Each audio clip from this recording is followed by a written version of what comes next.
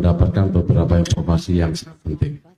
Dari semua yang disampaikan tadi, yaitu terkait dengan sama dengan klasik lah dengan tahun-tahun sebelumnya, yaitu terkait dengan sebagai gambaran mungkin dapat kami mohon izin disampaikan bahwa untuk penyelesaian non ASN tahun 2000 sesuai dengan amanat Undang-Undang 20 tahun 2003 itu kan harus diselesaikan tahun 2024. Kami cukup pusing juga bahwa digabung untuk non ASN. Ini bagaimana untuk menyelesaikan di tahun 2024 ini. Nah, yang ingin kami tanyakan bahwa untuk seleksi atau pengadaan CSN ya, dan PPNS dan P3K ini bagaimana untuk penganggarannya? Karena kalau umpama ancang-ancang kami untuk pemerintah Kabupaten Jember itu 11.000 itu mau diusaha, tapi kami coba menghitung itu tidak kurang dari sekitar 400 miliar nanti yang dibutuhkan anggaran untuk pengadaan sekitar 11.000 itu. Hingga ini mohon kami karena waktunya memang sudah mepet, nanti tidak diusulkan jadi suatu persoalan atau problem nantinya. Diusulkan bagaimana untuk anggarannya. Problemnya adalah karena memang sudah terkunci di dalam undang-undang itu bahwa tahun 2024 ini harus bisa diselesaikan. Mungkin itu saja. Kalau yang lainnya insya Allah kami nantinya seiring dengan berjalan waktu mungkin bisa, tetapi ini yang lebih mendesak tentunya untuk bisa diselesaikan. Terima kasih. Assalamualaikum warahmatullahi wabarakatuh. Waalaikumsalam warahmatullahi wabarakatuh. Bapak lanjut dari Surabaya.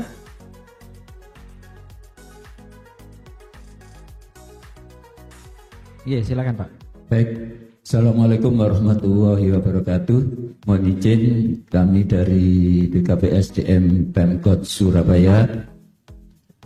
Pertanyaan kami terkait dengan penempatan P3K, terutama baik yang itu sudah realisasi, sudah existing maupun hasil rekrutmen 2023.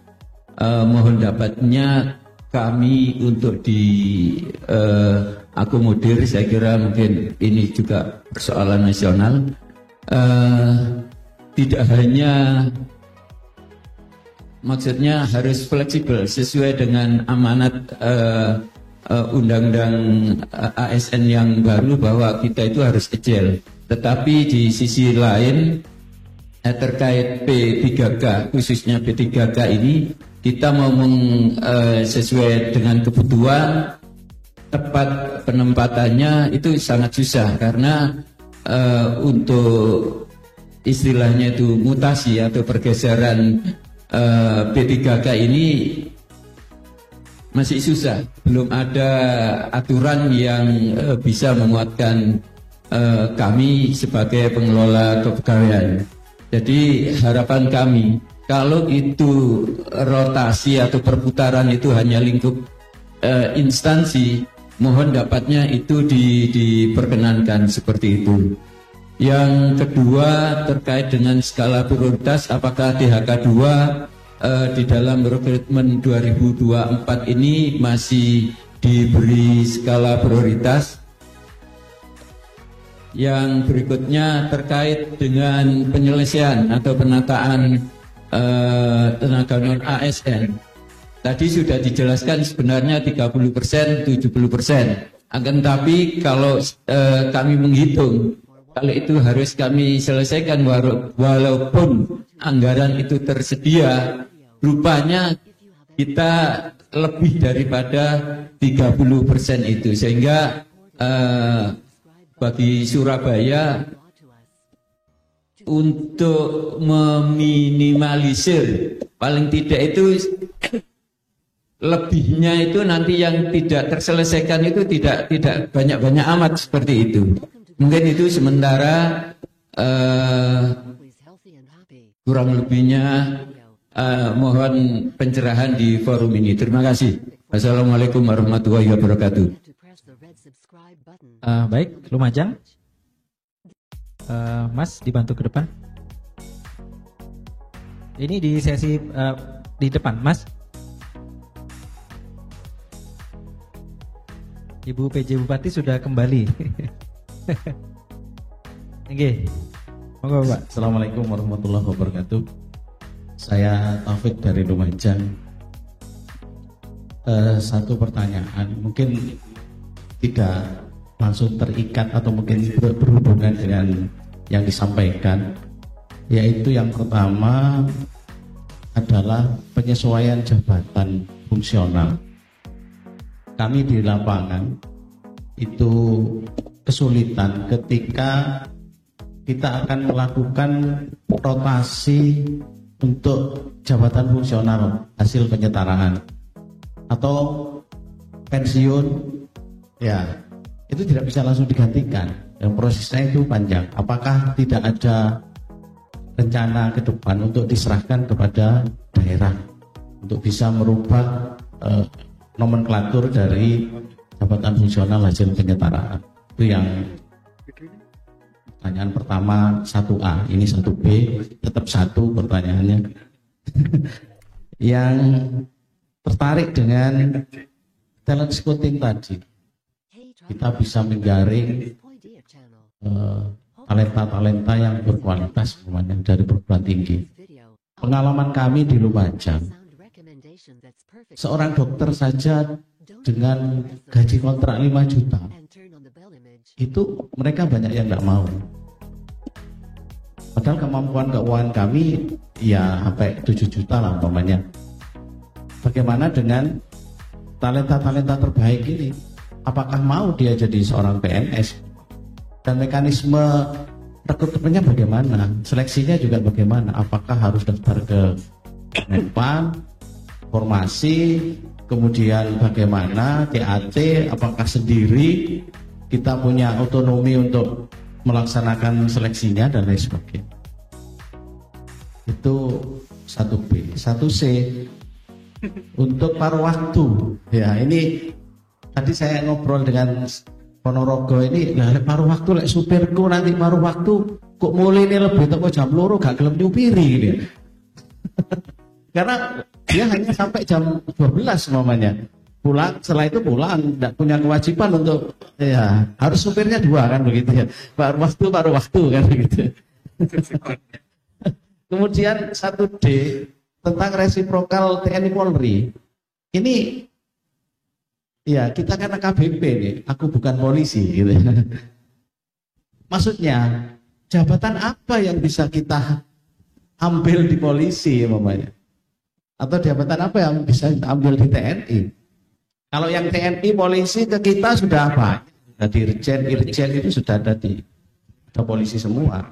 Dan kita itu loh mau jadi Kapolres ya gak iso baris, mau jadi apa dan lain sebagainya lah. Saya kok bingung gitu loh, seorang ASN bisa masuk ke institusinya TNI Polri. Kemudian terkait dengan platform digital tadi, ASN yang digital, semuanya serba digital. Kalau semuanya serba digital itu tidak ada ikatan batin, ikatan emosional dalam rangka pembentukan karakter buildingnya. Kelemahan dari generasi Z ini kan etika integritas moralnya kan sudah kelihatan. Kepada kita ya dianggap koncone, ya saenake, karena dia juga tidak begitu butuh jadi PNS, bisa keluar sewaktu-waktu dan lain sebagainya. Ini ke depan kan hal yang demikian kan juga membahayakan. Artinya mereka sudah jadi PNS, sudah kita kader dan lain sebagainya, tiba-tiba dia keluar menyatakan mundur dan lain sebagainya. Dan itu sudah terjadi, sudah banyak seperti itu. Mungkin itu dari Lumajang. Terima kasih. Assalamualaikum warahmatullahi wabarakatuh. Waalaikumsalam warahmatullahi wabarakatuh. Monggo, Mas Yoga, pertanyaannya cukup banyak, tapi Bapak Ibu sebenarnya kami jadwalkan Bapak Ibu untuk Isoma santap siang jam 13.30. Mestinya sekarang, tapi ini mungkin saya minta persetujuan kepada yang lain.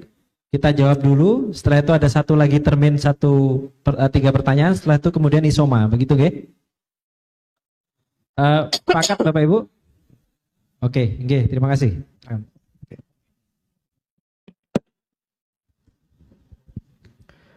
Yang pertama Pak, yang dari Jember dulu nggih. Mas minta tolong dibuka yang slide garis tadi Mas. Yang alur, nah yang ini. Pak, ngapunten saya sambil berdiri nggih, nggak apa ya. Pak, anggaran 11.000. Ini kan nanti yang tadi Mas, yang merah bulat-bulat.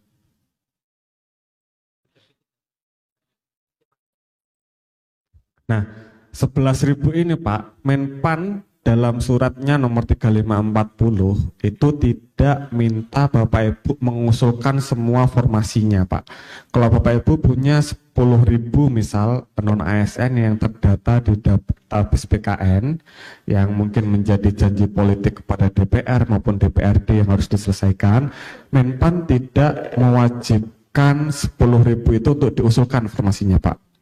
Yang Pak Menpan minta adalah usulan kebutuhan Bapak Ibu, sesanggupnya Bapak Ibu di 2024 berapa, anggaran gaji, belanja pegawainya, mempertimbangkan belanja pegawai, lalu untuk pengembangan kompetensinya, dan pengembangan diklat dan segala macamnya Pak, itu sesuai dengan kebutuhan masing-masing instansi pada tahun 2024. Nah, kalau misal Bapak Ibu ternyata 2024 sanggupnya 1.000 nih Pak, 1.000 ini nanti informasinya akan tersebar Pak, tergantung Bapak Ibu. 1.000 ini mau dibuka CPNS dan P3K atau 100% P3K. Kalau 100% P3K boleh Pak, 100% P3K atau P3K-nya lebih dari 75% boleh. Karena prioritas yang kedua itu penataan non ASN, baru prioritas ketiga adalah membuka talenta baru. Tapi kalau 100% CPNS itu yang tidak boleh Pak, karena prioritas nomor 2 belum selesai. Penataan non ASN melalui P3K ini. Nah, kalau 10.000 orang Bapak punya 10.000 non ASN tapi buka 1.000, kuatnya 1.000 Pak, itu tidak masalah Pak. Tidak masalah. Pak Menpan menyampaikan sebutuhnya Bapak Ibu di 2024. Nah, ini kan nanti akan ada mekanisme seleksi Pak. Ternyata yang Bapak Ibu buka nanti 1.000 ditetapkan di sini Pak. Lowongan formasinya ada 1.000. Tapi orangnya 10.000 Pak. Sehingga yang menang, yang duduk di formasi, ini nanti ada 1.000. Loh Mas, 9.000 orangnya gimana? 1.000-nya lari ke sana Pak. 1.000-nya langsung dapat NIP full time P3K paruh waktu sebagaimana kita kenal selama ini.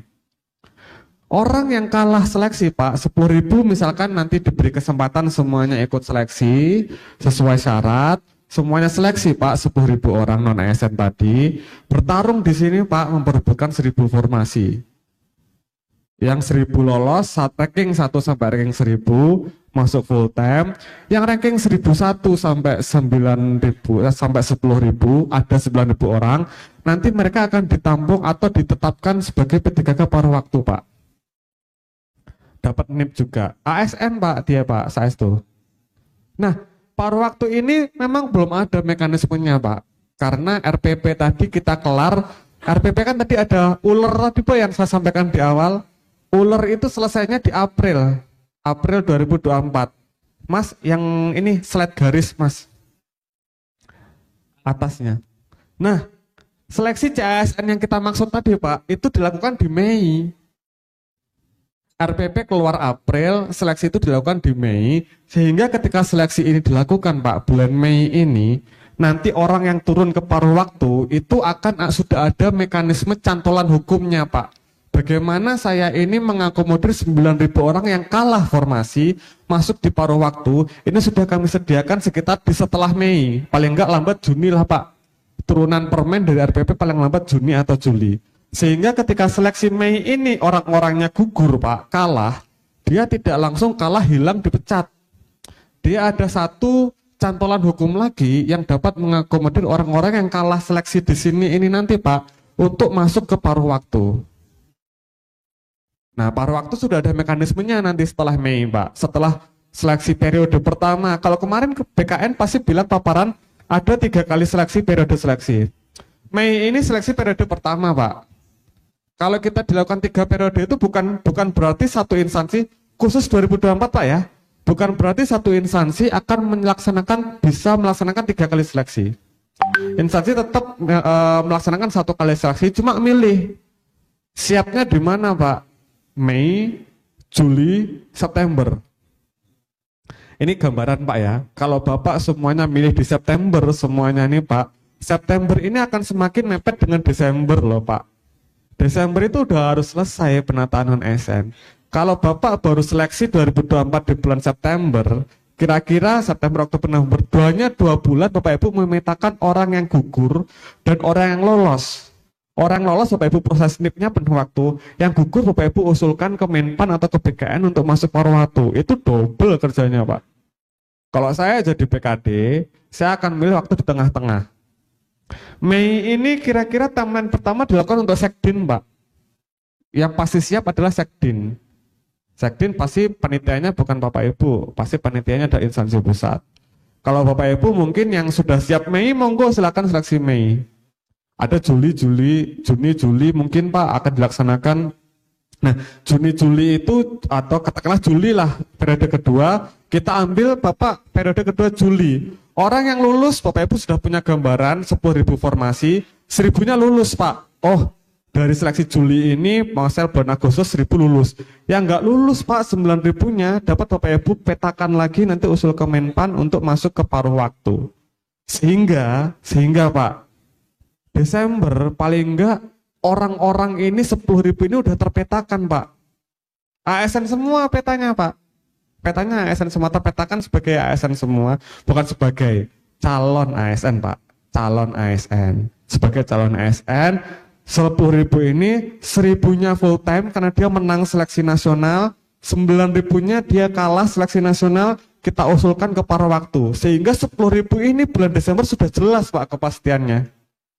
Oh, 10.000 ini udah jelas kepastiannya, dapat kita orang mana aja yang menang seleksi penuh waktu, mana yang kalah seleksi akan dibawa diusulkan paruh waktu. Sehingga nanti di awal tahun bisa diusulkan NIP-nya mau full time atau part time. Nanti akan ada mekanisme khusus dari BKN Pak untuk mekanisme pengusulan NIP-nya. Nah, punten itu pertanyaan untuk kalau kita punya 10.000, okay. Terima kasih sudah jelas untuk itu. Tetapi yang kami tanyakan, yang 1.000 tadi itu ada enggak rencana dari pemerintah pusat untuk dahulu lah mungkin untuk gaji itu Pak. Nggih, 1.000. Kalau yang 1.000 ya. Masih belum. 1.000 Pak. Yang 1.000 Pak. Yang 1.000 ini 2024 tidak disediakan DAU untuk 1.000 orang itu Pak.